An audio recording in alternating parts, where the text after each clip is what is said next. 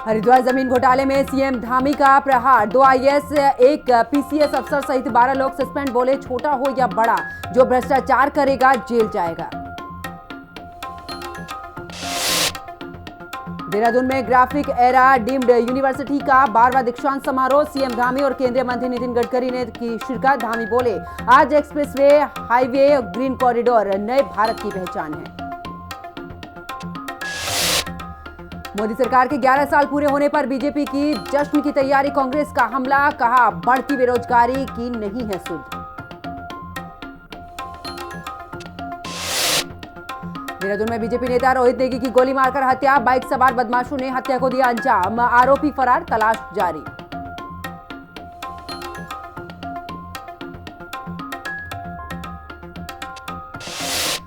नमस्कार, आप देख रहे हैं हिंदी खबर। मैं हूं आपके साथ पंकज यादव। करते हैं बुलेटिन की शुरुआत इस वक्त की बड़ी खबर के साथ। तो उत्तराखंड से इस वक्त की बड़ी खबर, जहां पर हरिद्वार जमीन घोटाले में एक्शन के बाद में फिर बदल। हरिद्वार के नए जिलाधिकारी बने हैं मयूर दीक्षित। पहले टिहरी गढ़वाल के में कार्यरत थे यहां पर मयूर दीक्षित, और अब 2013 बैच के आईएएस हैं मयूर दीक्षित। टिहरी गढ़वाल की नई डीएम बनी है नीतिका खंडेलवाल, 2015 बैच की आईएएस हैं नीतिका खंडेलवाल। तो बड़ी खबर आपको बता रहे, जहां पर एक बड़ा फेरबदल। आपको बता दी कि एक तरफ मुख्यमंत्री की तरफ से जिस तरीके से एक बड़ी कार्रवाई की गई है भ्रष्टाचार के खिलाफ, और ऐसे में अब जो है वो जिला अधिकारी को बदल दिया गया है। और आपको बता दें कि उत्तराखंड से इस वक्त की बड़ी खबर आपको बता रहे जमीन घोटाले से जुड़ी, जहां पर हरिद्वार जमीन घोटाले में एक्शन के बाद फेरबदल। और ज्यादा जानकारी के लिए हमारे सहयोगी शुभांगी हमारे साथ में जुड़ चुकी हैं। शुभांगी, अगर बात करें तो देखिए, देहरादून को अब नए जिलाधिकारी मयूर दीक्षित मिल चुके हैं। कुल मिलाकर बात करें, जहां एक तरफ सरकार की तरफ से बड़ा एक्शन लिया गया है, तो अब नए आईएएस की तैनाती।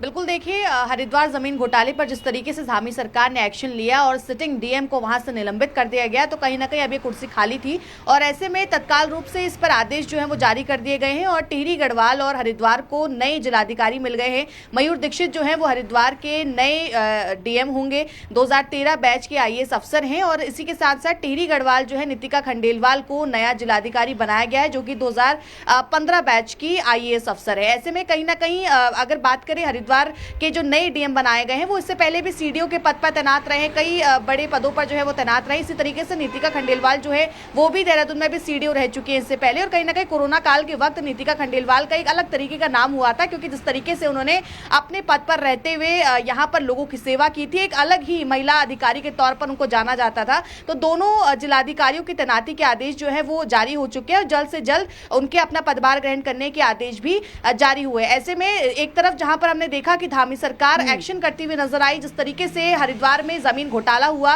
15 करोड़ की लागत की जमीन को 54 करोड़ में खरीदा गया, और जब इस पर जांच हुई, जब शासन को रिपोर्ट सौंपी गई, तो पाया गया कि इसमें कई सारे बड़े अधिकारी जो है वो संलिप्त पाए गए। और ऐसे में अपने ही सिस्टम के अधिकारियों पर धामी सरकार जो है एक्शन करती हुई नजर आई, जिससे कहीं ना कहीं नजीर पेश हुई है। ऐसे में अब मयूर दीक्षित जो कि टिहरी गढ़वाल के जिलाधिकारी के तौर पर काम कर रहे थे, उनका जिलाधिकारी भी नियुक्त कर दी। बहुत बहुत शुक्रिया शुभांगी भट्ट हमारे साथ जुड़ने के लिए, तमाम जानकारी साझा करने के लिए। खबरों में आगे बात करते हैं, जहां पर भ्रष्टाचार पर सीएम धामी का कड़ा संदेश। बड़ी मछली पर भी हुई है कार्रवाई, छोटा हो या बड़ा, जो भ्रष्टाचार करेगा जेल जाएगा।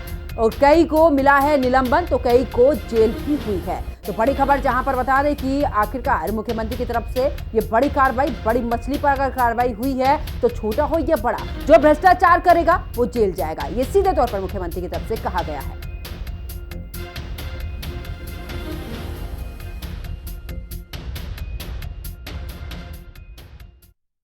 हमारा बिल्कुल स्पष्ट मत है, हमारी नीति बिल्कुल जीरो टॉलरेंस की है।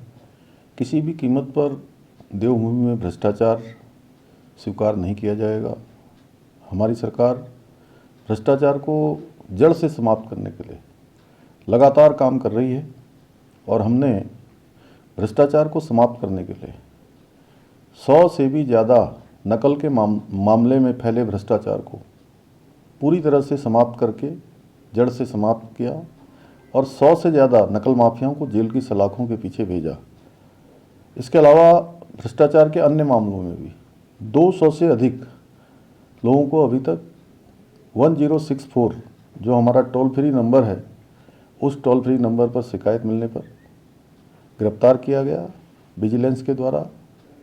हरिद्वार नगर निगम में भूमि खरीद घोटाले का प्रकरण जैसे ही मेरे संज्ञान में आया, तत्काल हमने शासन से एक वरिष्ठ अधिकारी के नेतृत्व में जांच बैठाई, जांच दी उनको, और जांच की रिपोर्ट आते ही भूमि विक्रेताओं के बैंक के खातों को सीज किया गया है।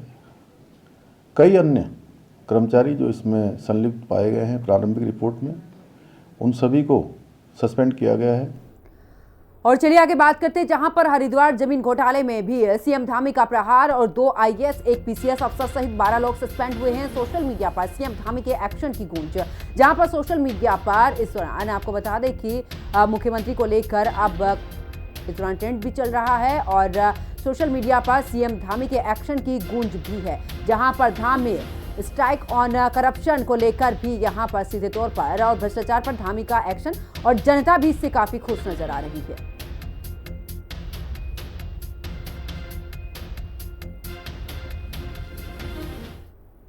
तो हरिद्वार नगर निगम की भूमि घोटाले के भ्रष्टाचार पर धामी सरकार के प्रहार पर विपक्ष संतुष्ट नजर नहीं आ रहा है। कांग्रेस के प्रदेश अध्यक्ष करण महारा ने इस मामले में अन्य उच्च अधिकारियों और साथ ही सफेद कॉलर नेताओं के शामिल होने की बात कहते हुए उन पर भी कार्रवाई करने की बात कही है। करण ने सरकार के इस कार्रवाई को कांग्रेस के दबाव में की गई कार्रवाई बताते हुए इसे केवल एक दिखावा बताया है। उन्होंने कहा कि सस्पेंड किए गए अधिकारियों को यहाँ पर कार्मिक और साथ ही यहाँ पर सतर्कता विभाग में भी अटैच करना कई बड़े सवाल खड़ा करता है। कि आप जल्दी से जल्दी है कुछ कार्रवाई, पहले भी छोटे कर्मचारियों को सस्पेंड किया गया और जो आज सस्पेंड हुए उनको कहीं बढ़िया पोस्टिंग भी दे दी गई थी एसडीएम साहब को। तो इसका मतलब कहीं ना कहीं नेताओं को प्लीज करने के लिए काम हुआ था और इसमें बड़े नेता और कुछ अधिकारी सम्मिलित थे। आज डीएम को सस्पेंड किया गया, नगर आयुक्त को सस्पेंड किया गया, एसडीएम को सस्पेंड किया गया, लेकिन इसमें अभी बहुत झोल है। डीएम को कार्मिक और सतर्कता विभाग के सचिव के संग अटैच किया गया। मुझे शंका है कि वहां बैठ के ब्रदरहुड का फायदा उठा के वो जांच को प्रभावित कर सकते हैं और शायद इसलिए किया गया कि कहीं डीएम बड़े अधिकारी और कर्मचारियों के नाम ना ले ले या नेताओं के नाम ना ले ले। तो ये है अधूरी कार्रवाई और ये जीरो टॉलरेंस की जो सरकार है उसकी कलई खोलता है। आज हालात स्टेट के ये है कि खनन के मामले को त्रिवेंद्र रावत जी उठा रहे हैं, लोकसभा में बराबर उठा रहे हैं, और तो कहीं बढ़ती घोटाले, 888 और पटवारी पेपर लीक हुए और अब ये जमीन का घोटाला आपके सामने है। और अब आगे बात करते हैं, जहां पर हरिद्वार जमीन घोटाले में एक्शन लेते हुए धामी सरकार ने 2 आईपीएस और 1 पीसीएस सहित 12 लोगों को निलंबित कर दिया है, जिसको लेकर कांग्रेस प्रदेश उपाध्यक्ष सूर्यकांत धस्माना ने कहा है कि घोटाले में प्रशासनिक तंत्र, राजस्व विभाग और इसमें शामिल था। सरकार पर चूना लगाने का काम सरकार के ही लोग कर रहे थे। 15 करोड़ की लागत वाली जमीन का 54 करोड़ रुपए भुगतान कर दिया गया। जांच रिपोर्ट आने के बाद भी कार्रवाई नहीं हुई। कांग्रेस से सड़कों पर उतरने की बात कही, पार्टी के लोगों ने धरना भी दिया। देखिए, अपने आप में एक बहुत ही अलग तरह का घोटाला था। घोटाला अलग तरह का इसलिए था कि इसमें जो प्रशासनिक तंत्र था, इसमें जो राजस्व विभाग था, इसमें जो वित्त विभाग था, इसमें इतने सारे कंपोनेंट थे और उनका जो कॉकटेल था वो कॉकटेल इतना शानदार था कि सरकार पर चूना लगाने का काम सरकार के लोग जिस तरह से कर रहे थे उसका भंडाफोड़ हुआ। और भंडाफोड़ हुआ तो कोई रास्ता ही नहीं था सरकार के पास। सरकार ने जांच कराई, जांच में भी दूध का दूध पानी का पानी हो गया। जो ज़मीन 6,000 रुपये गज की जिसका सर्कल रेट था, आपने 5 गुना सर्कल रेट पर उस ज़मीन को खरीद लिया, यानी कि 15 करोड़ रुपए उसकी जो है लागत आ रही थी, कीमत आ रही थी, और आपने 54 करोड़ रुपए का भुगतान कर दिया। इतना बड़ा घोटाला जिस प्रकार से सरकारी तंत्र ने मिलकर के किया, और आज हरिद्वार में पार्टी के लोगों ने इस पर धरना भी दिया। मुझे खुशी है कि सरकार जागी और जाग करके मुख्यमंत्री जी ने 12 जिम्मेदार जो इसके लिए लोग थे घोटाले के लिए, जिसमें 2 आईएएस भी हैं, उनको सस्पेंड किया है। अब सस्पेंड करने से केवल काम नहीं चलेगा, इनके खिलाफ आपराधिक मुकदमा होना चाहिए। तो वहीं सीएम धामी ने बड़ा एक्शन लेते हुए हरिद्वार के डीएम पूर्व, एसडीएम पूर्व, नगर आयुक्त को जमीन घोटाले मामले में सस्पेंड कर दिया है। उत्तराखंड के इतिहास में ऐसा पहली बार हुआ है जब कोई डीएम सस्पेंड हुआ है। वहीं इस पर बीजेपी विधायक खजान दास का कहना है कि धामी सरकार ने भ्रष्टाचार के पेड़ को हिलाने का काम किया है, लेकिन जड़ें अभी बहुत गहरी हैं, जिसे हटाने में समय लगेगा। यानी कि विधायक के बयान से साफ है कि उत्तराखंड में भ्रष्टाचार की जड़ें मजबूत हो चुकी हैं, जिसे हटाना थोड़ा मुश्किल है, लेकिन बीजेपी सरकार इसे ध्वस्त करेगी। अब चाहे कितना भी रोक लगाओ, जो भ्रष्टाचार का पेड़ है उसको हिलाने का काम भारतीय जनता पार्टी की सरकार ने, माननीय धामी जी ने हिलाने का काम किया है, किंतु जड़ें उसकी बहुत गहरी है। वो जड़ को निकालना अभी थोड़ा सा समय लगेगा। तो मुझे लगता है कि इस तरह से अगर कार्रवाई इसी तरह से होती रहेगी तो फिर एक डर भी पैदा होगा। जिस तरह से वहाँ पे हुआ है हरिद्वार में, ये चिंताजनक विषय है कि 15 करोड़ की जमीन आपने 54 करोड़ में ले ली, ये क्या तरीका है? तो ऐसे लोगों को तो बिल्कुल भी सजा होनी चाहिए। उधर रुद्रप्रयाग के जखोली क्षेत्र में गुलदार के आतंक से लोगों में डर का माहौल है। गुलदार को आदमखोर घोषित कर शूट करने की मांग को लेकर आक्रोशित ग्रामीणों ने उप वन संरक्षक को पंचायत भवन में बंधक बना लिया और पिछले 1 साल में गुलदार ने 2 महिलाओं को अपना निवाला बनाया और 8 लोगों को घायल किया।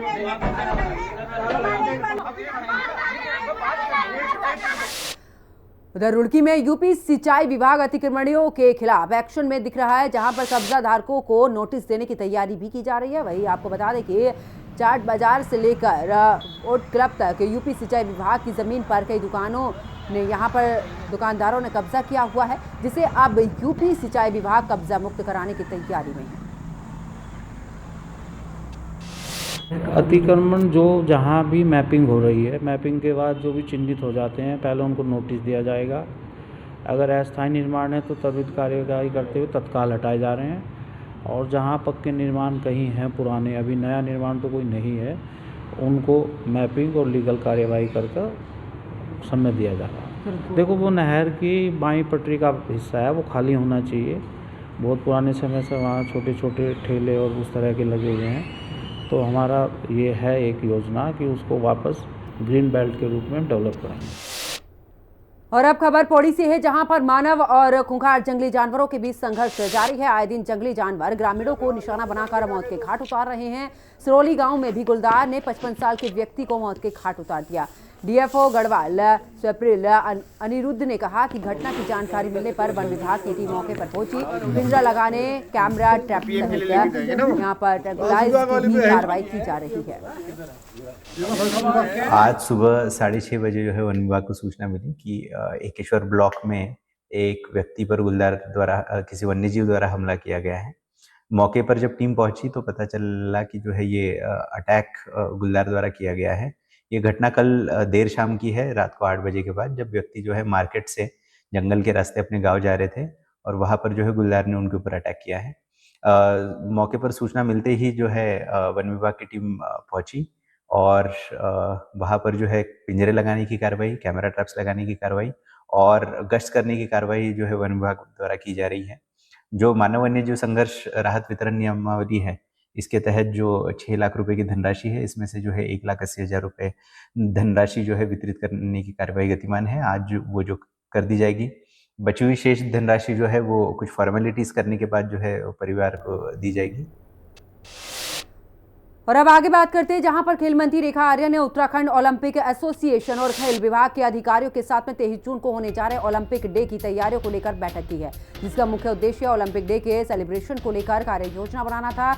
प्रतियोगिताओं से लेकर किस प्रकार से पूरे प्रदेश के 13 जनपद में कार्यक्रम किए जाएंगे, इसकी रूपरेखा की है। कौन कौन सा गेम कौन कौन से जिले में प्रचलित है, किस प्रकार से यहाँ पर ओपन इंडस्ट्रीज रहेगी, एंट्रीज यहाँ पर रहेगी और किस प्रकार से बच्चों का रजिस्ट्रेशन रहेगा और किस तरह से हमारे राष्ट्रीय अंतर्राष्ट्रीय खिलाड़ियों को यहाँ पर बुलावा होगा, इसको लेकर भी उन्होंने बात की है। कि अभी चर्चा की गई है, अभी फाइनलाइज नहीं किया गया है किस किस प्रकार की प्रतियोगिता कौन कौन से जनपदों में रहेंगी, कौन कौन सा गेम कौन कौन से जनपद में प्रचलित हैं, किस प्रकार से ओपन एंट्रीज रहेंगी, किस प्रकार से बच्चों का रजिस्ट्रेशन रहेगा, किस प्रकार से हमारे चाहे वो राष्ट्रीय अंतर्राष्ट्रीय स्तर के खिलाड़ियों को फाइनल डे यानी कि 23 तारीख को समापन के समय में किस प्रकार से किन किन को आमंत्रण रहेगा, इन सब बिंदुओं पर आज चर्चा की गई है। निश्चित रूप से हमारी ये बैठक फिर हम लोग चाहे वर्चुअली या प्रत्यक्ष रूप से फिर से बैठक करेंगे और अभी उनसे कहा है कि इन सारे बिंदुओं पे कि आने वाले समय में 23 तारीख को माननीय मुख्यमंत्री जी के को आमंत्रित करने के परिप्रेक्ष्य में हमारा पूरा ये आयोजन लगभग नेशनल गेम के तर्ज पर रहे, इस प्रकार के भी इंस्ट्रक्शंस दिए हैं। पंचायतों में प्रशासकों की यहां पर पुनर्नियुक्ति संबंधी अध्यादेश को राजभवन ने यहां पर बिना मंजूरी लौटा दिया है। इस कारण 10,760 त्रिस्तरीय पंचायतें अभी खाली रहेंगी। इससे पंचायतों में संवैधानिक संकट पैदा हो गया, जिसको लेकर कांग्रेस हमलावर है। वहीं इस पर बीजेपी विधायक खजान दास का कहना है कि पंचायत चुनाव के बारे में पहले ही स्थिति साफ हो चुकी है कि चुनाव अपने समय पर ही कराए जाएंगे। विधायक ने कहा कि अभी राज्यपाल से और भी समय मांगा गया था और अगर बात करें तो वह अध्यादेश वापस आया है। पंचायत चुनाव 15 जुलाई से पहले कराए जाएंगे। चुनाव के बारे में पहले ही एक स्थिति साफ हो चुकी है और माननीय मुख्यमंत्री जी ने कहा कि हम पंचायत चुनाव समय पे करवाएंगे और अभी जो पीछे और समय मांगा गया है उसमें जिस अध्यादेश भेजा गया था अध्यादेश वापस आया है और इसलिए पंचायत चुनाव मुझे लग रहा है कि 15 जुलाई से पहले कर दिए जाएंगे। ये मुझे विश्वास है क्योंकि माननीय प्रदेश अध्यक्ष जी और माननीय मुख्यमंत्री जी का भी यही चिंतन है, तो जल्दी चुनाव। और अब खबर विकासनगर से, जहां पर सुधवाला स्थित तकनीकी विश्वविद्यालय के सभागार में एक सेमिनार का आयोजन किया गया, जिसमें रेखा आर्या बतौर मुख्य अतिथि के तौर में शामिल रहीं। इस मौके पर कैबिनेट मंत्री रेखा आर्या ने बाल विकास विभाग के नवनियुक्त 17 आंगनबाड़ी कार्यकर्त्री और 195 आंगनबाड़ी सहायिकाओं को उनके नियुक्ति पत्र प्रदान किए हैं।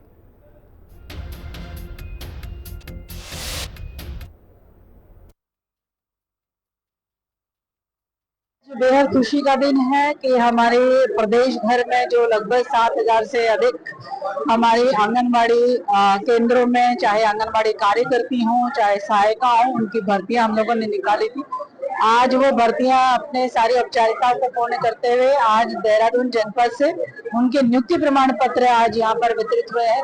निश्चित रूप से हमारी आंगनबाड़ी बहनें जो आंगनबाड़ी कार्यकर्ती के रूप में नियुक्ति प्रमाण पत्र प्राप्त कर रहे हैं, मैं समझती हूँ जनपद देहरादून बहुत बधाई का पात्र है कि पूरे प्रदेश भर में पूरी पारदर्शिता के साथ में हमारे इन आंगनबाड़ी केंद्रों को जो है वो फुलफिल किया जा रहा है। हमारे मिनी आंगनबाड़ी केंद्र भी अब उच्चीकृत होते हुए आंगनबाड़ी केंद्र परिवर्तित हुए हैं। निश्चित रूप से 7,000 से अधिक की जो ये नियुक्ति प्रमाण पत्र वितरण जो लगातार क्रमवार तरीके से हर जनपद में चलेगा, इससे आंगनबाड़ी केंद्र भी मजबूत होंगे। मैं सैया से हूँ, मुझे बहुत अच्छा लग रहा है कि मेरा सिलेक्शन हुआ है। मैं बीए किया हुआ है, मैंने ग्रेजुएशन किया हुआ है, तो मैं मतलब आंगनबाड़ी केंद्र में अपना सहयोग देना चाहती हूँ। बहुत मेरा मेरिट लिस्ट पे हुआ है।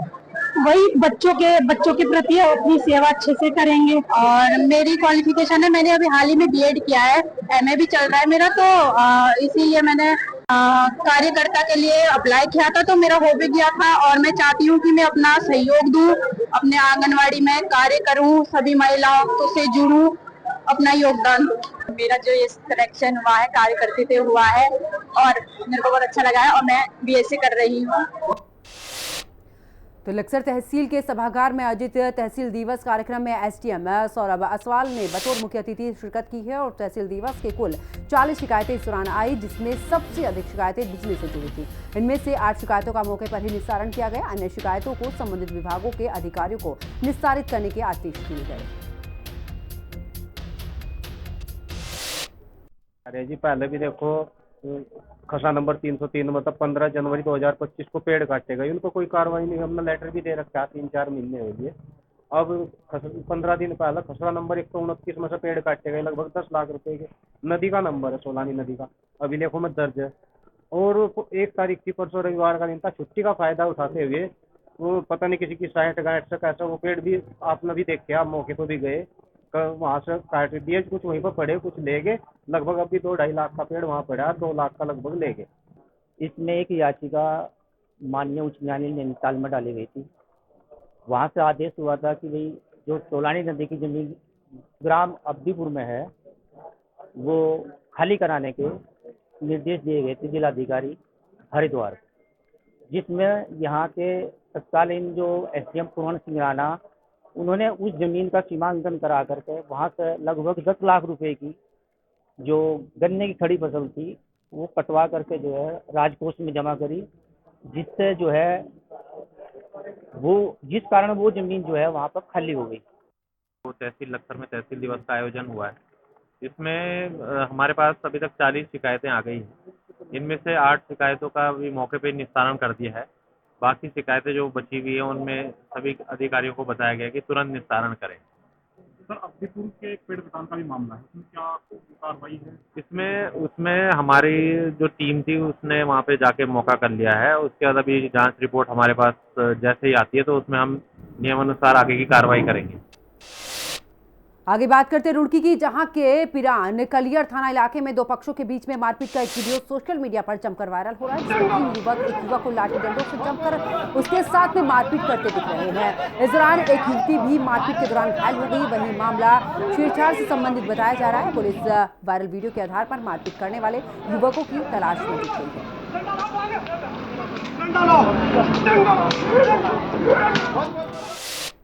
वहीं हरिद्वार में जमीन मामले के एक्शन के बाद नैनीताल में कमिश्नर कुमाऊं दीपक रावत ने प्राधिकरण कार्यालय में छापेमारी की। इस दौरान दीपक रावत ने जमीनी नक्शे और साथ ही दौरान अवैध निर्माण के नोटिस से सभी दस्तावेज तलब किए हैं। हालांकि प्राधिकरण कार्यालय में इस दौरान कई खामियां भी मिली। तो साथ ही आपको बता दें कि इस दौरान जो फाइलें कमिश्नर दीपक रावत ने मंगवाई, उनको प्राधिकरण कार्यालय में तैनात अधिकारी कर्मचारी दूरबीन से खोजते हुए नजर आए। कई घंटों तक फाइल ही नहीं मिली और इसी वजह से नाराजगी व्यक्त करते हुए कमिश्नर ने यहां पर कुछ मामलों का रिकॉर्ड नहीं मिलने पर फटकार भी लगाई। वहीं प्राधिकरण के अधिकारियों द्वारा संवेदनशील मामलों में भी 5 साल तक सुनवाई नहीं होने से हैरानी भी यहां पर जताई। डेवलपमेंट अथॉरिटी है, उसके ऑफिस का आज मैंने इंस्पेक्शन किया, क्योंकि आप जानते हैं कि पब्लिक के काम इस ऑफिस से पढ़ते रहते हैं और रेवेन्यू भी बहुत इन्वॉल्व होता है जिसको हम विकास कार्यों में खर्च करते हैं। तो उसको देखते हुए इसका इंस्पेक्शन आज मैंने किया था। तो एक तो अनियमितता पहली इसमें यही है कि कार्यालय में सूचीबद्ध तरीके से केसेस नहीं रखे हुए हैं। तो ये नहीं पता चल पा रहा है कि मान लीजिए कोई केस 2007 में हुआ तो उसका आज स्टेटस क्या है। सेकेंडली, इसका वर्गीकरण नहीं किया हुआ है कि कौन सा कमर्शियल है, कौन सा डोमेस्टिक है। थर्डली, जो मामले शमन हुए हैं, तो जहाँ तक ऑनलाइन की बात है उनका रिकॉर्ड तो है क्योंकि वो ऑनलाइन है, लेकिन जो पुराने मामले बहुत से हैं जो ऑफलाइन शमन हुए हैं उसके संबंध में कोई रिकॉर्ड यहाँ पे नहीं है। तो पता नहीं चल पा रहा है कि कितने मामले शमन हुए, कैसे शमन हुए, क्या शमन सही प्रकार से हुआ, कोई गलती तो उसमें नहीं हुई। लेकिन जो बहुत सीरियस मैटर यहाँ पे है, जो मुझे लगा जो यहाँ पे के ऑफिसर्स नहीं देख रहे हैं, वो ये है कि जो वाद अगर संस्थित हो गया, कोई चालान हो गया, तो उसके बाद जो डेट्स मिलनी चाहिए, तो कुछ एक मामले ऐसे भी मिले जहाँ पे 5-5 साल से डेट ही नहीं मिली। तो मैं समझता हूँ कि एक ये गंभीर मसला है जो इसमें मैंने वीसी को कहा है, जो डेवलपमेंट अथॉरिटी के वीसी हैं। तो देखिए, फाइलें आखिरकार यहाँ पर ढूंढते रहे हैं अधिकारी और आपको बता दें कि तमाम ऐसी फाइलें रही जो कि क्रमबद्ध तरीके से नहीं लगी हुई थी। किसी भी केस का सही से पता नहीं चल रहा था जो ऑफलाइन यहाँ पर दर्ज है। आगे बात करते हैं देहरादून की, जहां पर पेड़ गिरने से एक व्यक्ति की मौत हो गई है, एक व्यक्ति घायल हो गया है। रोड किनारे खड़ा पेड़ एक जीप पर जा गिरा जिसमें सवारियां सवार थी। ड्राइवर महावीर रावत और अन्य 4 सवारियां सुरक्षित है। मामले की जानकारी कांग्रेस नेता सूर्यकांत धस्माना ने दी।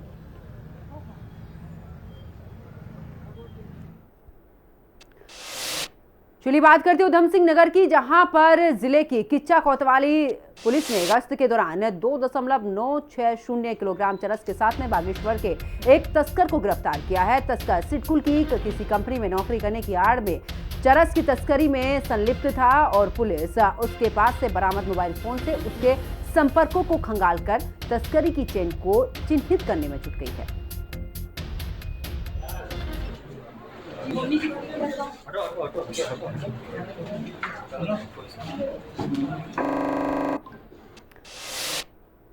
तो वहीं मंगलवार को किच्चा तहसील मुख्यालय में तहसील दिवस का आयोजन किया गया और तहसील दिवस में आवास पट्टे, बिजली, पेयजल, राशन कार्ड आदि से संबंधित समस्याएं छाई रही हैं। इस दौरान उप जिलाधिकारी ने भी यहां पर अधिकांश जो समस्याएं हैं उनका मौके पर ही निस्तारण किया। साथ ही उन्होंने तहसील दिवस में मौजूद अलग अलग विभाग के अधिकारियों को लोगों की समस्या समय पर पूरा करने यानी कि उन समस्याओं का समाधान करने के निर्देश भी दिए।